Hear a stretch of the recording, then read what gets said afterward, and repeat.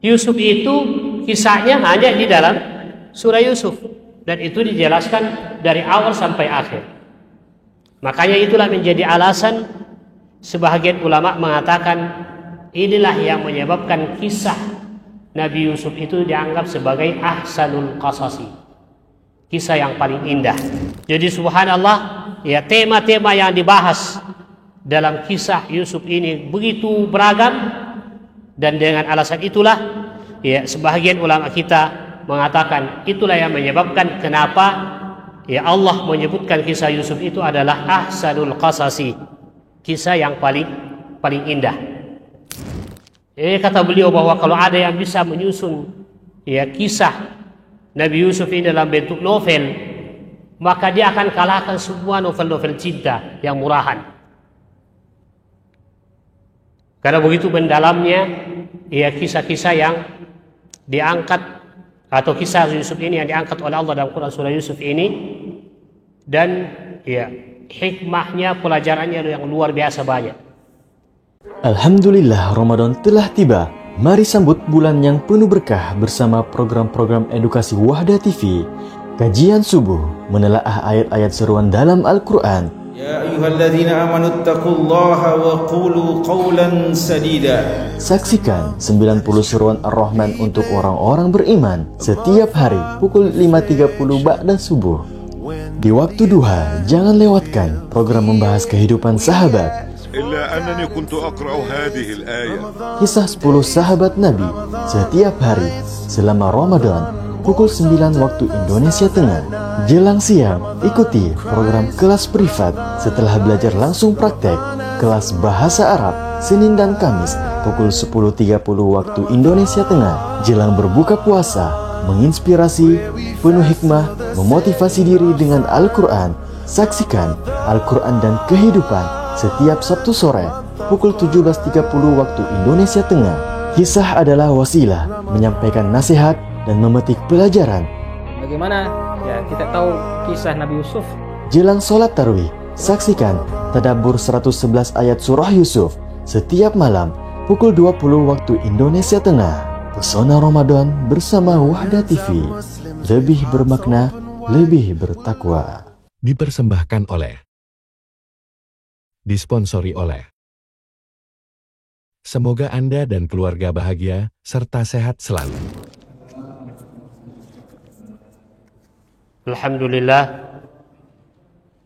Alhamdulillahilladzi hadana lihadza wa ma kunna linahtadiya laula an hadana Allah.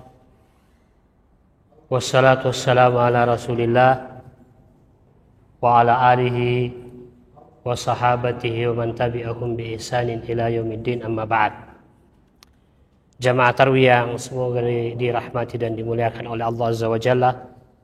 Alhamdulillah, pada malam hari ini sesuai dengan jadwal yang diagendakan di masjid kita ini, ta'lim untuk membahas, ya, buku Tadabbur Surah Yusuf yang ditulis oleh Profesor Dr. Nasir Ibnu Sulaiman Al-Umar. Dan setahu saya bahwa kajian kitab ini ada di 4 masjid, ya, 4 masjid, ya. Masjid Widhatul Ummah, kemudian masjid kita ini, Masjid Darul Hikmah, kemudian Masjid Anas bin Malik Stiba, dan satu di Goa, Masjid An-Nur. Ini yang membahas kitab ini, Tadabbur Surat Yusuf. Dan berdasarkan jadwal mestinya saya tadi malam mulai, dan ini malam kedua, malam terakhir. Ya, rata-rata ustadz dapat giliran 2 malam. Ya, saya juga 2 malam, mestinya tadi malam, tapi ada kesalahan teknis sedikit sehingga jadwal tabrakan. Ya, maka, ya, semalam saya minta ke pihak penanggung jawab pengatur jadwal di DPD untuk bisa mencarikan pengganti, ya, tadi malam. Dan untuk malam ini walaupun masih ada sedikit kesibukan, tapi saya membab melaksanakan dan menunaikan amanah, maka saya berusaha untuk hadir malam hari ini 1 malam insyaallah, dan besok akan diganti oleh ustadz yang lain dengan buku yang sama. Tadi disampaikan oleh Ustadz Khairul Makarating bahwa pembahasan sudah masuk ke Ahsanul Qasas. Ya, ini ada judulnya khusus, Ahsanul Qasas. Itu diambil dari ayat ketiga. Ya, silahkan ada yang bisa bantu dari tadrib baca ayatnya. Siapa yang buka? Baca ayatnya. Ayat ketiga surah Yusuf.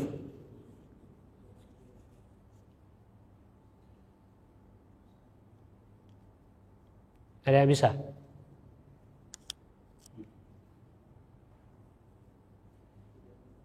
Silakan.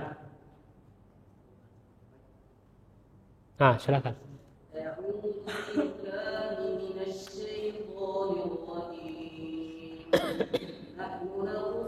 عليك أحسن القصص بما أوحينا إليك هذا القرآن وإن كنت من قبله لمن الغافلين. Baik. Bisa diartikan? Kami menceritakan kepada Muhammad kisah yang paling baik dengan mewahyukan Al-Quran ini kepadamu, dan sesungguhnya engkau sebelum itu termasuk orang yang tidak mengetahui. Baik. Nahnu naqussu 'alaika. Ini kata Allah dalam ayat yang ketiga surah Yusuf. Nahnu naqussu 'alaika. Kami, kata Allah, mengisahkan kepadamu wahai Muhammad, ahsanal qasasi, kisah-kisah yang paling baik. Jadi dikatakan, apa kisah yang akan dikisahkan oleh Allah dalam surah ini adalah kisah Yusuf. Ya.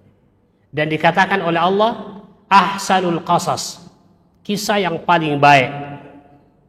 Oke. Bima auhayna ilaika, dengan apa yang kami wahyukan kepadamu wahai Muhammad. Hadzal Qur'an, inilah Al-Qur'an. Wa in kunta min qablihi, walaupun sebelumnya la minal ghafilin, di antara orang-orang yang ghafil, lalai dan tidak tahu. Allah Subhanahu wa taala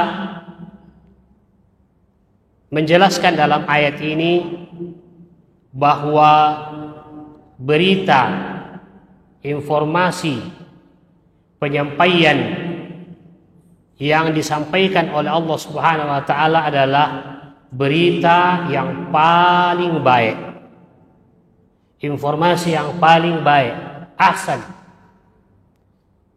Semua apa yang ada di dalam Al-Quran, informasi, khabar dan seterusnya adalah ahsanul akhbar. Termasuk di antaranya berita dan kabar yang disampaikan oleh Allah adalah tentang kisah, ya, tentang kisah. Ya. Maka dikatakan di ayat ini ahsanul qasas, kisah yang paling baik. Dan kisah yang akan dijelaskan oleh Allah dalam ayat ini adalah kisah Nabi Yusuf alaihissalam yang diterangkan secara lengkap dari awal masih dalam usia yang sangat belia sekali, usia anak-anak, usia bayi, sampai beliau menjadi seorang penguasa di Mesir. Dijelaskan oleh Allah dalam ayat ini secara detail dan rinci di dalam satu surah. Oleh karena itu,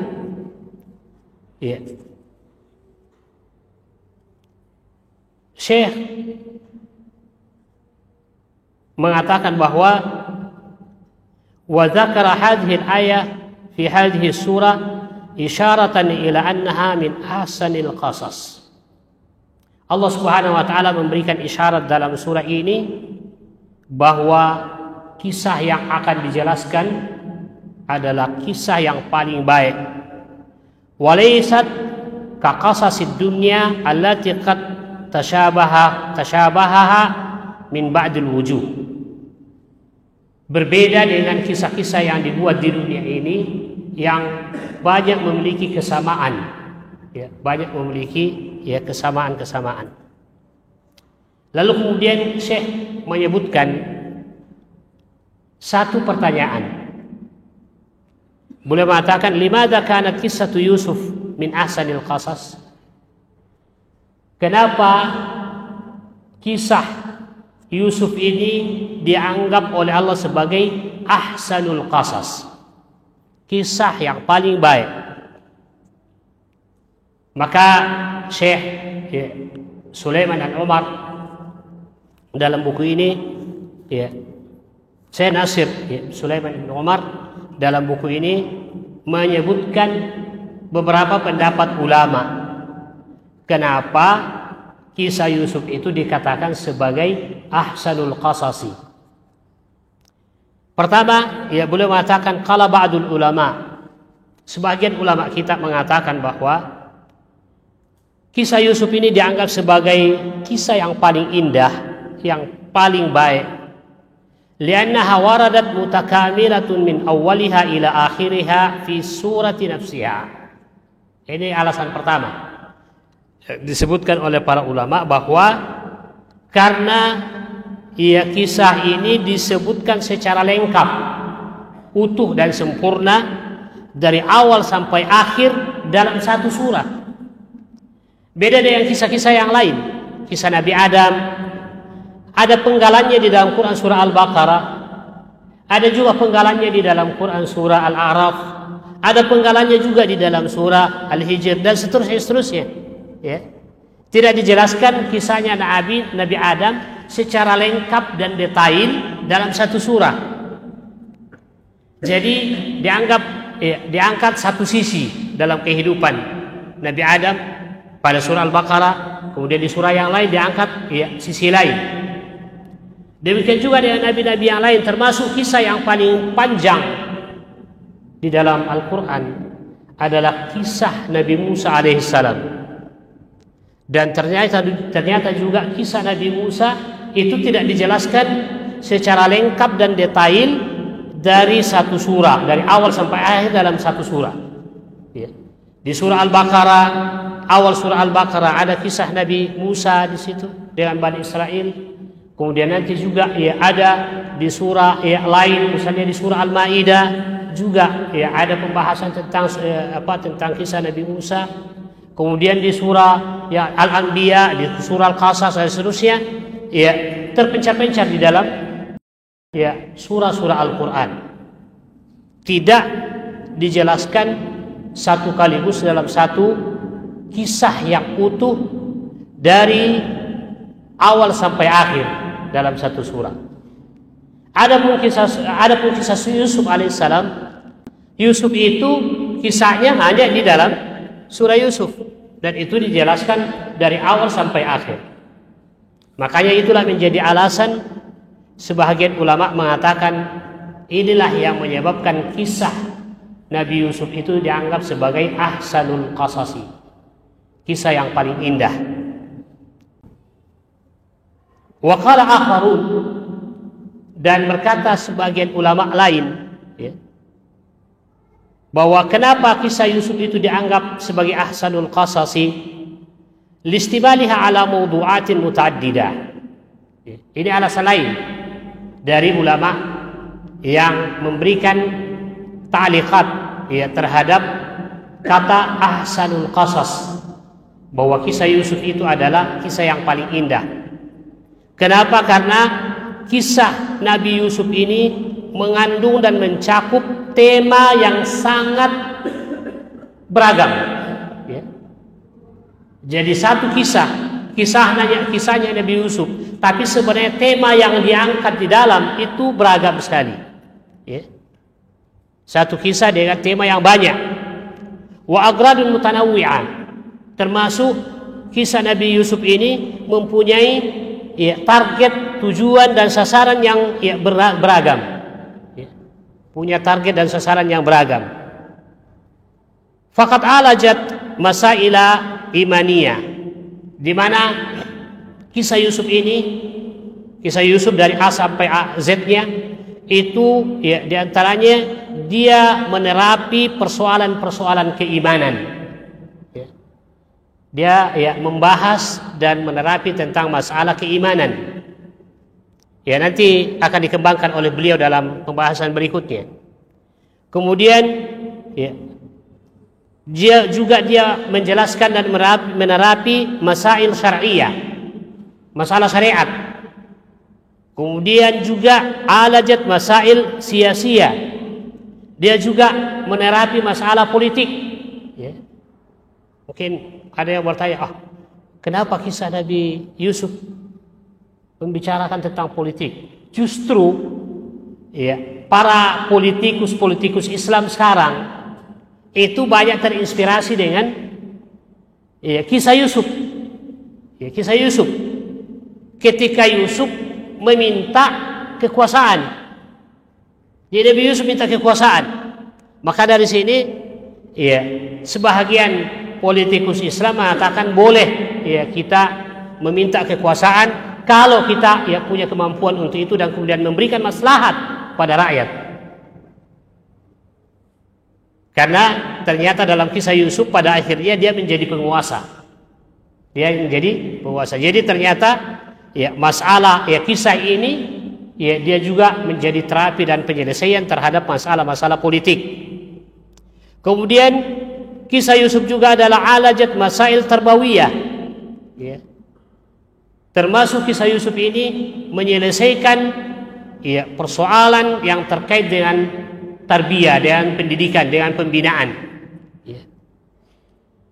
Nanti akan dibahas oleh beliau pada pembahasan berikutnya, persoalan tarbiyah. Ini salah satu di antara pelajaran yang sangat berharga dari kisah Yusuf.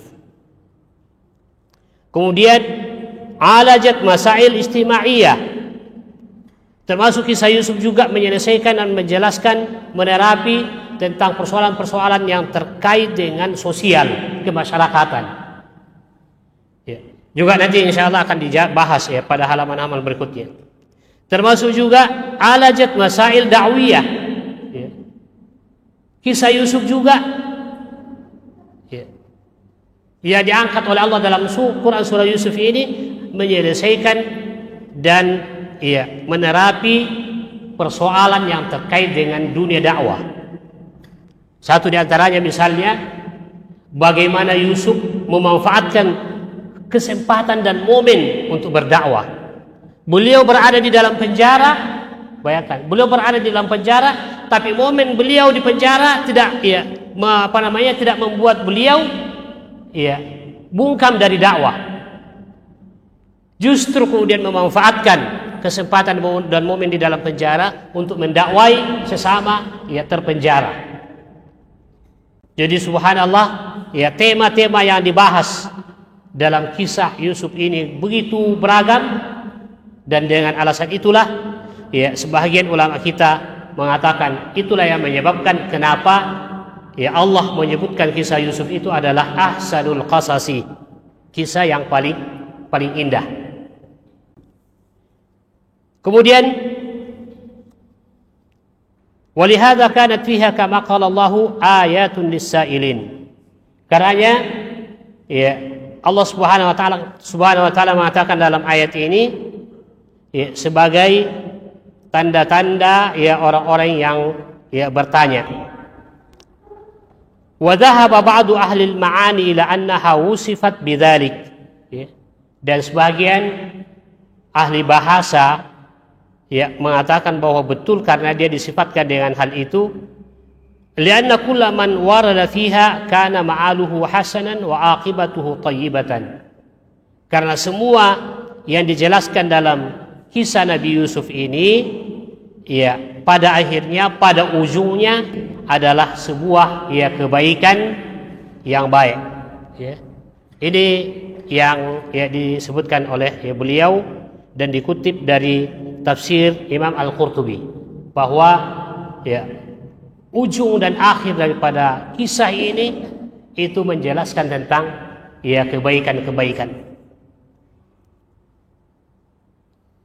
Kemudian beliau mengatakan lagi, Syekh mengatakan, wa min asbabi addiha min ahsanil qasas. Dan juga di antara yang menjadi sebab kenapa kisah Nabi Yusuf ini dianggap sebagai kisah yang paling indah. Kisah yang paling indah. Saya pernah membaca buku dulu, buku bahasa Indonesia. Penulisnya menerangkan tentang keindahan kisah Nabi Yusuf alaihissalam, dan beliau mengatakan seandainya ada seorang penulis cerita yang bisa memaparkan kisah Nabi Yusuf apa adanya, maka dia menjadi sebuah novel yang luar biasa, mengalahkan semua novel-novel cinta yang murahan yang banyak dibaca oleh anak-anak muda. Kata beliau bahwa kalau ada yang bisa menyusun kisah Nabi Yusuf ini dalam bentuk novel, maka dia akan kalahkan semua novel-novel cinta yang murahan. Karena begitu mendalamnya kisah-kisah yang diangkat, atau kisah Yusuf ini yang diangkat oleh Allah dalam Quran surah Yusuf ini, dan hikmahnya, pelajarannya yang luar biasa banyak. Di antara sebab yang menjadikan kisah Yusuf ini menjadi ahsanul qasas, kaunuha min jumlati qasasil Quran fi suratin kasairi suwaril Quran, laha ta'thirun fi hayatil umam, faman amila bima fiha min muqawamatil fawzi wal najah faza wa sa'ada wa ala amruhu ila khairin. Ini satu di antaranya yang disebutkan bahwa kenapa dia dimasukkan dalam kategori kisah yang paling indah, karena pertama tentu dia adalah kisah Al-Quran, sebagaimana kisah-kisah yang lain di dalam Al-Quran yang mempunyai ta'sir, mempunyai pengaruh dan dampak positif yang luar biasa dalam kehidupan umat. Bukan kehidupan pribadi saja, umat. Kalau mereka umat mempelajari kisah ini dengan benar, lalu kemudian mengistimbat dari kisah ini pelajaran-pelajaran, itu akan berubah umat ini. Faman amila bima fiha min muqawamatil fawzi wan najah. Oleh karena itu, siapa yang mempelajari kisah ini lalu kemudian mengambil dan mengamalkan pilar-pilar kesuksesan di dalam kisah ini, maka dia akan sukses, dia akan bahagia, dan akhir hidupnya akan mendapatkan kebaikan. Beda dengan kisah-kisah yang ditulis oleh manusia, terkadang banyak kebohongannya, fiktif, tapi ini kisah nyata, kisah nyata yang terjadi pada seorang nabi, dan kemudian diangkat oleh Allah dengan bahasa yang luar biasa. Di dalamnya banyak menyelesaikan masalah-masalah yang kita sebutkan tadi.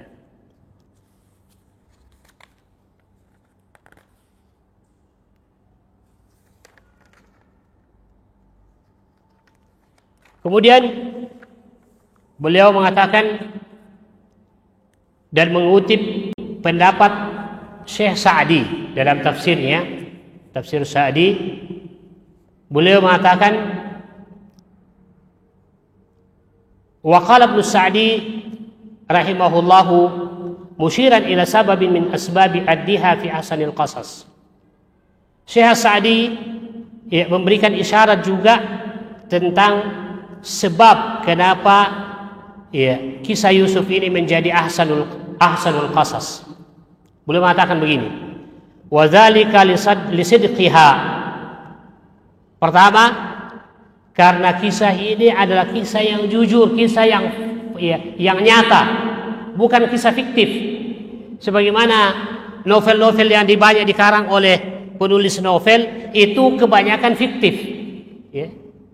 Kemudian banyak juga misalnya sekarang ya, film-film yang menjelaskan tentang kisah perjalanan ya, seseorang, itu juga banyak yang fiktif. Ya. Tidak benar ceritanya, tidak fakta, ya. tidak terwujud, cuma dikara hayalan. Jadi orang menghayal lalu kemudian membuat ya tulisan ya semacam novel atau cerita, atau bahkan kemudian divisualisasikan dalam bentuk film. Ya. Misalnya, ya mungkin antum biasa nonton film Sidul Anak Sekolahan. Ya. Kisahnya, filmnya Rano Karno, ya, yang mengisahkan tentang anak Betawi yang kemudian sekolah jadi insinyur, tapi kemudian ya pada akhirnya ya dia tidak bisa bekerja sesuai dengan yang diharapkan. Ya, bapaknya yaitu Benyamin, ya, dalam film itu, ya, itu fiktif semua. Ya, Benyamin itu bukan bapaknya Rano Karno, tapi dalam film itu dianggap sebagai bapaknya. Ya. Ya, kemudian ya mengisahkan tentang kisah orang Betawi yang ya kita tahu bahwa orang Betawi itu termasuk orang termarginalkan, terpinggirkan. Ya. Yang kuasai Jakarta kan bukan orang Betawi. Maka ya dengan susah payah ya Benyamin menjual tanah yang begitu banyak sebagai sebagai tuan tanah di Betawi untuk sekolahkan anaknya sampai sarjana, insinyur. Ya. Dan harapan ya mudah-mudahan dia suatu ketika bisa jadi gubernur. Ya, tapi pada akhirnya juga Rano Karno bisa jadi wakil gubernur, bukan Betawi, bukan Jakarta, tapi Banten. Ya, ala kullin, itu kisahnya, semua kisah-kisah yang disebutkan fiktif semua. Ya, fiktif semua. Ya. Dan orang banyak tertarik. Tapi ini kisah Yusuf adalah kisah yang realistis, fakta. Ya. Pernah terjadi pada seseorang. Ya, makanya ya ini yang menjadi salah satu sebab kenapa dikatakan oleh Allah SWT sebagai ahsanul qasas. Ya, lisidqiha, karena ya kisahnya itu benar. Wa salamatu ibaratiha. Begitu juga kisah Yusuf ini yang diterangkan oleh Allah dalam Quran surah Yusuf. Ya, betul-betul ibaratnya, pengungkapannya, bahasanya itu sangat ya, luar biasa. Bahasa Al-Quran. Kita tahu bahasa yang paling tinggi uslubnya adalah bahasa Al-Quran. Ya. Makanya ya kenapa Al-Quran itu ya ketika ditafsirkan oleh ulama bisa ditafsirkan berjilid-jilid. Karena singkat kalimatnya tapi maknanya sangat dalam. Itu Al-Quran. Ya. Jadi ya, dan ibarahnya juga ya pengungkapan bahasanya sangat indah. Tidak sama dengan novel-novel yang ada, novel-novel cinta yang ada. Ya, bahasanya jorok. Ya. Kalau ini bahasanya indah. Kemudian waraunaki ma'aniha, dan maknanya yang sangat mendalam. Itulah yang menyebabkan dia menjadi ahsanul qasas. Tsumma qala, kemudian beliau mengatakan rahimahullah, Syekh Sa'di mengatakan wa'lam anna Allah dzakara annahu yaqussu ala rasulih ahsanal qasasi fi hadzal kitab. Dan ketahuilah bahwa sesungguhnya Allah Subhanahu wa taala menyebutkan bahwasanya dia akan mengisahkan pada Rasulullah sallallahu alaihi wasallam kisah yang paling indah di dalam Al-Qur'an ini. Tsumma dzakara hadzal qissah wa basataha, lalu kemudian setelah itu Allah menyebutkan kisah ini dan menjelaskan secara detail. Wa dzakara jara fiha, demikian juga ya Allah menyebutkan apa yang terjadi pada kisah ini. Fa'ulima bidzalika annaha qissatun tammatun kamilatun hasanah. Oleh karena itu dari sini kita mengetahui bahwa kisah ini adalah kisah yang utuh, sempurna dan begitu indah. Faman arada an yukammilaha aw yuhsinuha bima yadhkuru fil israiliyat allati la yu'rafu laha sanadun wala naqil. Ya, kemudian siapa yang mau mendapatkan penjelasan yang lebih lengkap lagi tentang kisah Nabi Yusuf lebih daripada apa yang diterangkan oleh Allah dalam Al-Quran, ya bisa ya dia ya membaca kisahnya dalam riwayat-riwayat Israiliyat. Ya, riwayat Israiliyat atau riwayat yang dinukilkan dari orang Yahudi dan orang Nasrani, karena ya Yusuf itu juga adalah ya seorang nabi dari Bani Israel, dan kisahnya itu diceritakan secara turun temurun dari Bani Israel ke generasi berikutnya, sehingga kemudian ya sudah banyak di sana tambahan-tambahan kisahnya yang tidak ada ya disebutkan di dalam Al-Quran.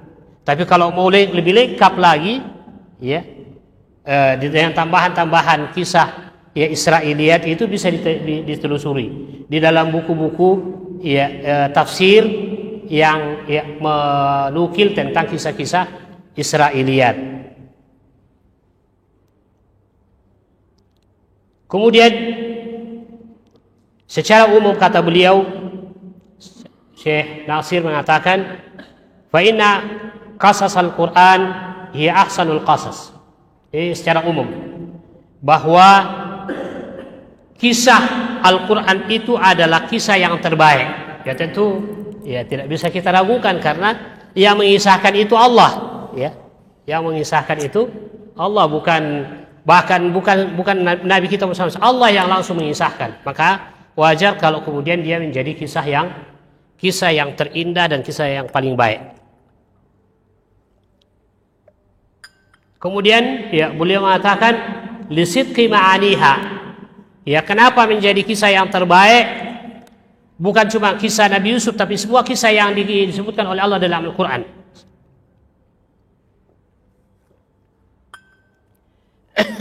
Karena lisidqi ma'aniha, maknanya benar. Ya, tidak ada kebohongan, tidak ada cerita fiktif di dalam Al-Quran. Semua kisah cerita yang benar. Walil hikamil azimah al-mustamil alaiha. Demikian juga karena ya, dari pemaparan kisah yang benar itu juga mengandung banyak hikmah yang tercantum di dalamnya. Dan itulah yang paling penting sebenarnya, pemaparan kisah di dalam Al-Quran. Allah membahas banyak kisah, menceritakan banyak cerita di dalam Al-Quran. Al-Quran itu bukan buku cerita, tapi diangkatnya kisah-kisah itu, cerita-cerita itu untuk menjadi pelajaran. Ya, seperti yang disebutkan oleh Allah dalam Al-Quran. Ya. Laqad kana fi qasasihim ibratan liulil albab.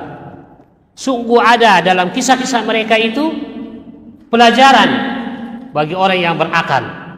Jadi Allah Subhanahu wa taala mengangkat kisah dan cerita di dalam Al-Quran bukan sekedar keindahan ceritanya. Makanya kalau kita lihat hampir semua kisah di dalam Al-Quran itu, khususnya kisah-kisah umat terdahulu dan para nabi, itu tidak ada yang lengkap kecuali kisahnya Nabi Yusuf. Itu pun juga kisah Nabi Yusuf tidak lengkap sepenuhnya dari A sampai Z. Kenapa? Karena memang tujuannya bukan untuk sekedar kita menikmati indahnya kisah itu, bukan. Tapi yang paling penting adalah bagaimana kita mengambil pelajaran dari kisah tersebut. Itu intinya. Makanya ketika Allah mengangkat kisah Musa misalnya, maka di dalam kisah Musa itu banyak sekali pelajaran. Mulai dari awal kisahnya sampai akhirnya, itu semuanya banyak sekali pelajaran. Kisah Nabi Adam juga demikian. Kisah putra Nabi Adam, Habil dan Qabil juga diangkat semua itu dalam rangka untuk dijadikan sebagai pelajaran. Laqad kana fi qasasihim ibratan, dan sungguh ada pada kisah-kisah mereka itu ada pelajaran. Kemudian fadlan anit ta'qibatil qur'aniyah. Selain itu juga kisah-kisah yang diceritakan oleh Allah dalam Al-Quran, termasuk kisah Yusuf alaihissalam, adalah di mana kemudian terkadang Allah Subhanahu wa taala menjelaskan apa yang mestinya kita harus dapatkan dari kisah itu. Di antaranya adalah taujihatur rabbaniyah, ya, taujihat rabbaniyah, arahan Allah Subhanahu wa taala lewat kisah-kisah tersebut. Wala syakka anna min ahsanil qasas kisah Yusuf. Oleh karena itu tidak diragukan lagi bahwa kisah yang paling indah itu adalah kisah Yusuf alaihissalam. Allati nasaba dzikru hadhil ayati fi sadriha, yang kemudian diterangkan dan dijelaskan setelah ayat ini ya, dalam ya, surah tersebut. Kemudian hadirin yang bahagia, Syekh juga ya, menyebutkan ini sebagai tambahan saja. Jadi ini masih sekitar mukaddimah ya, penjelasan ya, beliau belum masuk pada inti masalah ya, tapi ini jadi pelajaran juga ya. Beliau mengangkat ya tema tentang al-mufassiruna wal israiliyat ya, para ahli tafsir dan riwayat Israiliyat, riwayat yang dinukil dari orang-orang Israel, Bani Israel Yahudi ya, kisah-kisah yang dinukilkan ya, bukan dari wahyu, tapi itu dinukilkan dari orang-orang Yahudi dari ya, satu generasi ke generasi berikutnya, dan itu sudah banyak tambahan-tambahannya ya, itu namanya Israiliyat. Nah, kata beliau, qabla al-bad'i fil qissah, sebelum kita memulai ya, kisah Nabi Yusuf ini, kata beliau, labudda min waqfatin ma'al israiliyat. Ada hal yang kata beliau harus kita fahami dulu terkait dengan Israiliyat ini ya. Dan ini penting karena kita juga dalam kehidupan kita ya, sering diperdengarkan dengan kisah-kisah Israiliyat oleh penceramah-penceramah kita, tanpa kita sadar bahwa apa yang dikisahkan kepada kita itu masuk dalam kategori Israiliyat. Nah, makanya beliau mengatakan penting untuk kita fahami dulu tentang apa ya Israiliyat itu. Allati asrafa ba'dul mufassirin rahimahumullah fi iradiha fi tafasirihim fi surati Yusuf. Di mana Israiliyat ini ya, ternyata oleh sebahagian ahli tafsir merasa ya, bangga untuk memaparkan kisah Yusuf ini, yang kemudian juga tidak lepas daripada kisah-kisah Israiliyat ya. Wa fi ghairiha min suwaril kitab al-aziz, termasuk juga pada kisah-kisah yang lain ya, dari kisah Al-Quran. Nah, oleh karena itu kalau ini yang tahu ini adalah orang yang banyak membaca kitab tafsir ya, karena banyak buku-buku tafsir yang kemudian oleh penulisnya ya, ketika membahas tafsir dia ikutkan juga kisah-kisah yang ya, sifatnya Israiliyat, bersumber dari orang Yahudi dan orang Nasrani. Beliau mengatakan begini, wal aslu fi hadhil mas'alah, ini asal persoalan ini menjadi pokok inti daripada persoalan ini adalah anna tashri'ati wal ahkam la yajuz akhdhuha min ghairi ayatin muhkamatin. Ini satu, bahwa persoalan syariat, persoalan hukum tidak boleh diambil selain daripada ayat yang muhkamat ya. Ayat yang jelas, ayat muhkamat, bukan ayat mutasyabihat. Ayat Al-Quran ada yang mutasyabihat dan ada yang muhkamat. Mutasyabihat itu ya tidak banyak, seperti misalnya alif lam mim, itu masuk dalam kategori ayat mutasyabih ya. Orang tidak ada yang tahu kecuali Allah Subhanahu wa taala apa maksudnya. Tapi kebanyakan ayat Al-Quran adalah muhkam. Dan oleh karena itu dalam kaitannya dengan masalah syariat dan hukum, kita ya, hanya mengambil dari ayat-ayat yang muhkamat. Au sunnatun qaimatun, atau sunnah yang ya, jelas. Sunnah yang jelas kesahihannya. Jadi sekali lagi, al-asal fil mas'alah, bahwa dalam persoalan syariat, dalam persoalan hukum, apalagi dalam persoalan akidah, itu kita hanya mengambil dari ayat yang muhkamat dan sunnah yang sahihah. Au ma tafarra anhuma mimma dalla ala hujjiyatihi. Atau apa yang menjadi cabang dari ayat muhkamat dengan sunnah yang sahih tadi itu yang menjadi hujah, apalagi kalau misalnya ijma ulama, ulama sudah ijma tentang masalah itu. Farruju ila Israiliyat, maka kembali atau mengambil riwayat-riwayat Israiliyat itu, wa akhdhi hukmin aqadi aw amali minha la yajuzu wa la yanbaghi.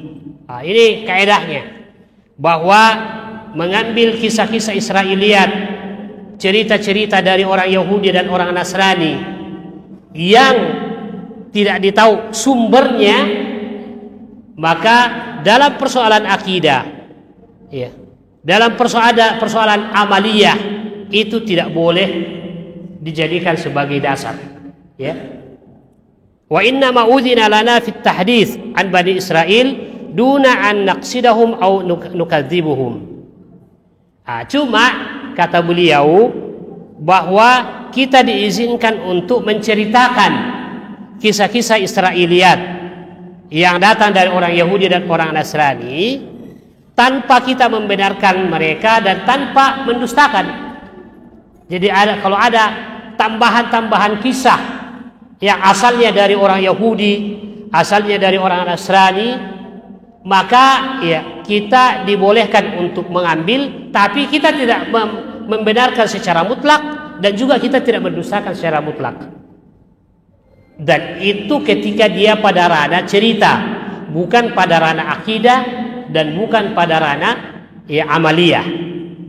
Ini harus digarisbawahi ini karena kita terkadang berhadapan dengan persoalan-persoalan Israiliyat.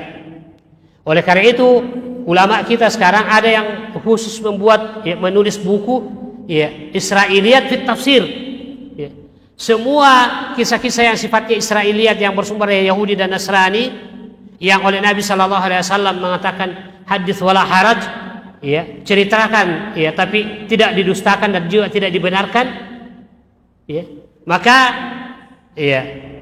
oleh sebagian ulama sekarang mengumpulkan itu kisah-kisah Israiliyat yang dimuat oleh para ahli tafsir di dalam tafsirnya. Termasuk dalam kisah Nabi Yusuf juga. Kemudian wat tasdiq wat takdzib yata'allaqu bima lam yusaddiqhu syar'una aw yukadzibuhu. Persoalan kapan kita benarkan cerita Israiliyat itu, kisah yang datang dari Yahudi dan orang Nasrani, kalau dia sesuai dengan Al-Quran, dia sesuai dengan hadis, maka kisahnya kita terima. Tapi kalau kisah itu dipopulerkan oleh mereka dan kemudian diriwayatkan oleh kaum muslimin, tapi ternyata setelah itu dicek, diklarifikasi, ternyata tidak sesuai dengan Al-Quran dan Sunnah, maka itu tidak boleh kita terima. Contohnya misalnya begini, kalau versi orang Kristen itu Nabi Isa itu dibunuh oleh orang Yahudi lalu kemudian disalib. Itu versi orang Kristen. Dan sampai sekarang bahkan mereka yakini, bahkan berkembang lebih daripada itu, mereka mengatakan bahwa meyakini bahwa Nabi Isa itu disalib, dibunuh dan disalib itu akan menggugurkan dosa warisan. Itu dalam versi Kristen. Tapi dalam versi Islam, Al-Quran membantah itu. Al-Quran mengatakan wa ma qataluhu wa ma salabuhu walakin syubbiha lahu. Mereka tidak membunuh Nabi Isa dan mereka tidak menyalib Nabi Isa, tapi diserupakan. Salah satu dari muridnya Nabi Isa yang diserupakan oleh Allah dengan Nabi Isa, itulah yang ditangkap oleh orang Yahudi lalu kemudian dibunuh dan setelah itu disalib. Adapun Nabi